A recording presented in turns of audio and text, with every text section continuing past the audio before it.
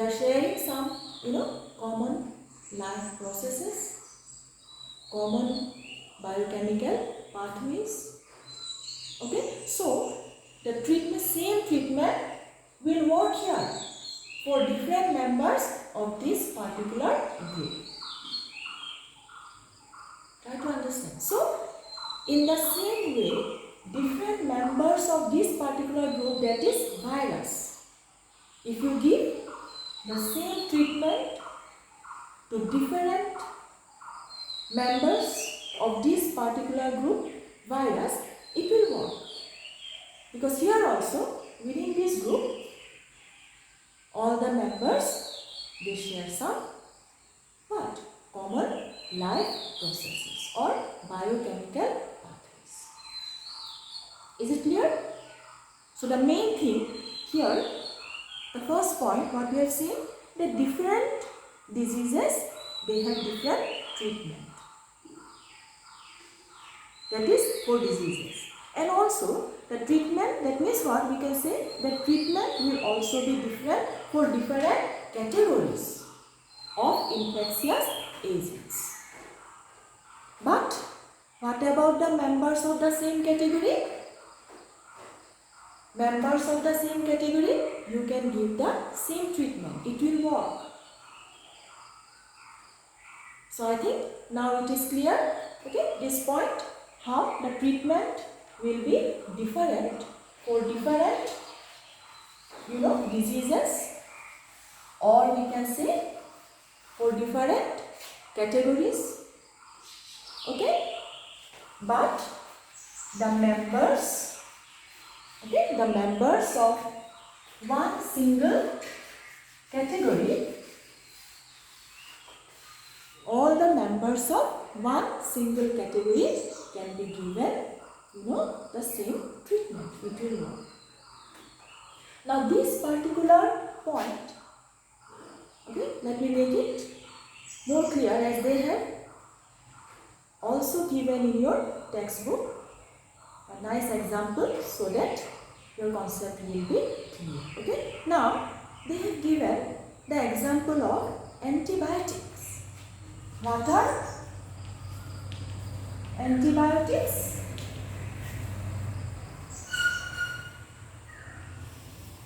Okay, antibiotics. So you have heard about this. When you suffer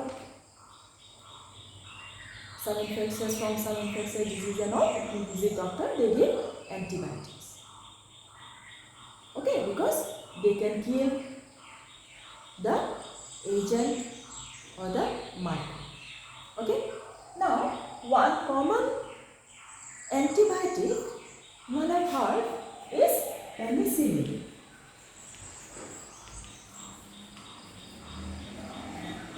Okay. So penicillin is one common antibiotic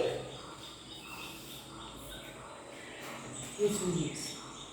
Now this particular antibiotic penicillin, it mainly works for bacteria, but it will not work for virus. Now why? Now see, this particular antibiotic penicillin, when we give to bacteria, what they do, they block the pathway which is needed to make their cell work. Is it clear? So what I am saying, that when penicillin is given to bacteria, this penicillin,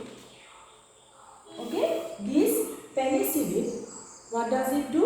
It blocks the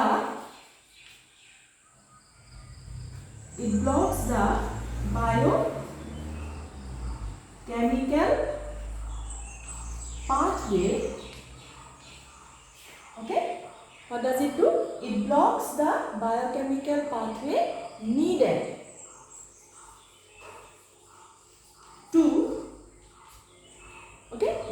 to build cell cell 1. Needed to build cell 1. Now this cell 1, as you know, that it is one important part of bacterial cell. Also you know the cell 1 you have heard in your earlier classes that plants they have cell 1, animal cell they don't have cell 1. That you know. Also bacteria they have a cell 1 and they need it for their survival. Most of the bacteria. Okay. Now when you give penicillin to bacteria, what this antibiotic penicillin will do? It will go and block the biochemical pathway which is needed to build cell wall protein. So, when this important body part will not be made, then what will happen to the bacteria? Okay? Yes, the bacteria will die. The bacteria will die and you are sick.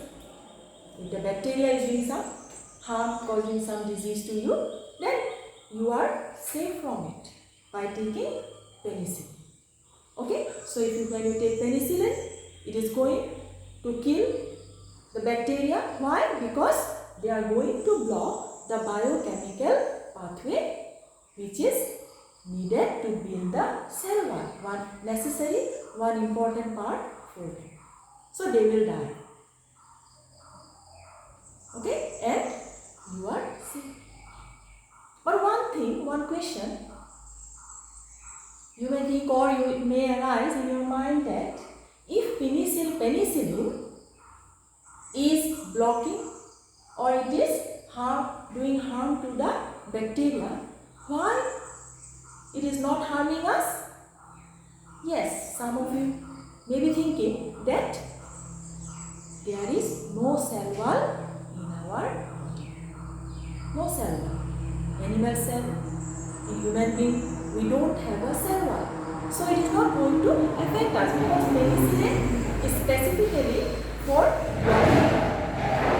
the building up of cell. So penicillin is going to affect only the bacteria. Is it clear? But what about this antibiotic penicillin if we give to virus? Do virus have a cell wall? No. They are different. As already earlier I have said that bacteria, virus, protozoa are different category of infectious agents. They differ from one another. So, if you give this penicillin to virus, it is not going to work. This penicillin is not going to work. Why? Because viruses, they don't have cell wall and they can only block this pathway. So viruses cannot be killed by using this particular antibiotic penicillin. So now I think it is clear how the treatment differs for different category of infectious agents. But one thing, maybe you have observed that when you visit a doctor, they always give what? Antibiotics. But if you are suffering from viral infection alone, without accompanied by bacteria, then actually antibiotic will not work. It will be useless.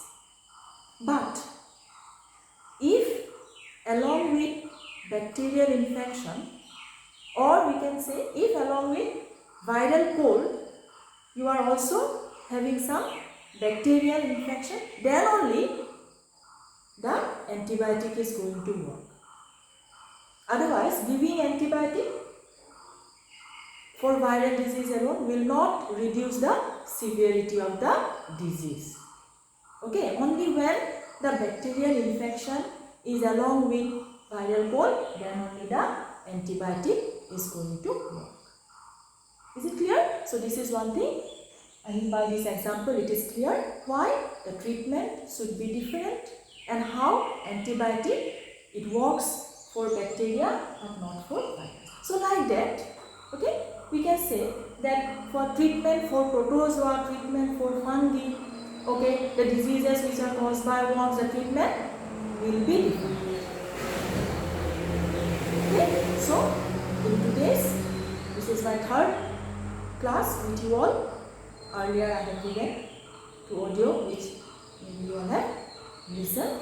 So in this class today, what I have taught, okay, that what is the difference between infectious and non-infectious disease, okay, how the infectious diseases are caused and how they spread very quickly. I mean, why they spread very quickly in the community, okay. Then also why it is necessary to classify, the infectious agents to different categories, and we have seen the different categories of infectious agents, okay. And I have also explained that how the treatment for a particular group of infectious agent will be different from the other group, okay, and the example of antibiotics. So today with this I conclude my lecture, okay.